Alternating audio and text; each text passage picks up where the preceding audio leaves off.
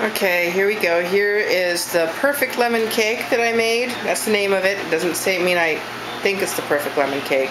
It just said it was a perfect lemon cake. I haven't tasted it yet. And then to the side there, see there?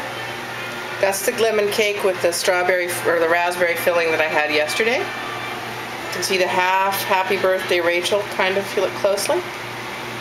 And then the lemon cookies I made this weekend.